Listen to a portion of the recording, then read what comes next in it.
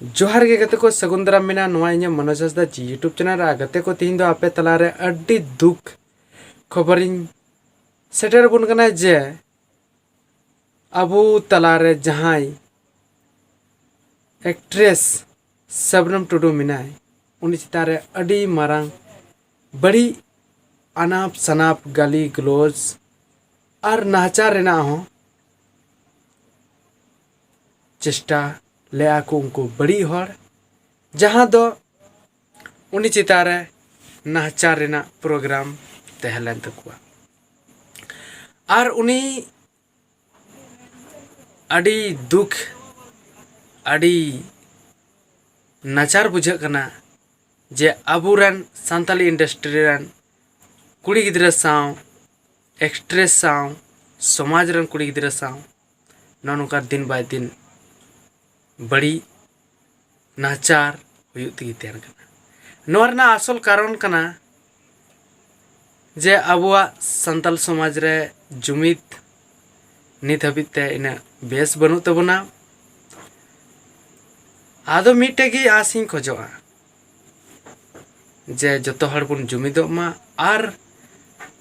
जहाँ गे अबरन कुड़ी गिद्रा चितारे नाचार हुयुआ उनको बुन गड़ो सपो बुन इमा कुमा सावते मिटे अडी नपाय खबर हो नुआ कना जे सबनम टुडू दो न्याय नाम चुकाव का जहाँ तो पुलिस प्रशासन होते ते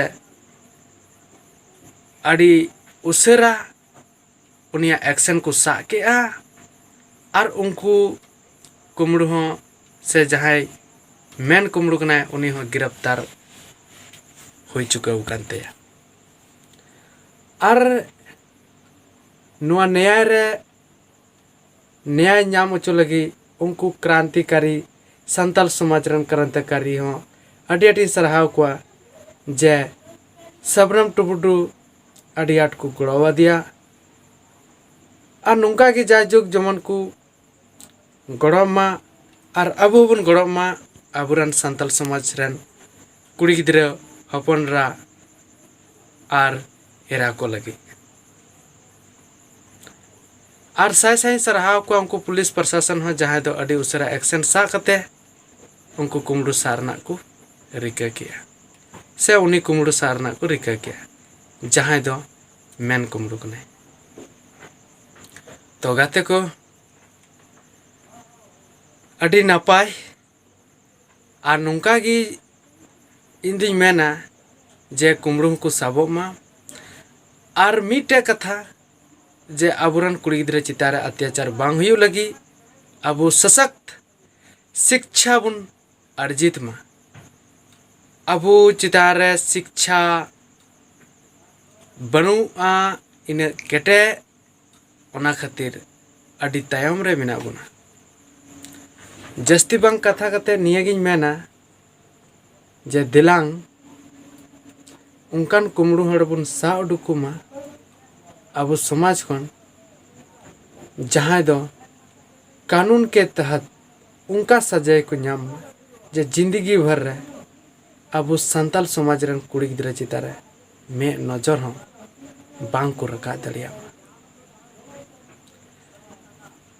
तो जहाना कथा बांग मेन कते इᱧᱟᱹᱜ कथा दो नंडे गिᱧ मुचे कना आ नुंका गी जतो हड़ बुन गड़मा नितो संताल समाज रन क्रांतिकारी को गड़ाव कना अब संताल समाज run Santali industry run film जहाँ को कमिया कान जतो कमिया हड़ अब बुन गड़मा अब run Santali industry run actress लगी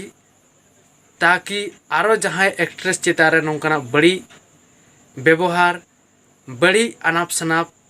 एमान तेना नाचार कमी बांग हुयुमा जतो हड़ दिलांग बुन जुमिदो मा जतो फिल्म इंडस्ट्री रन जतो हड़ गी और मित बुन लड़ाई मा और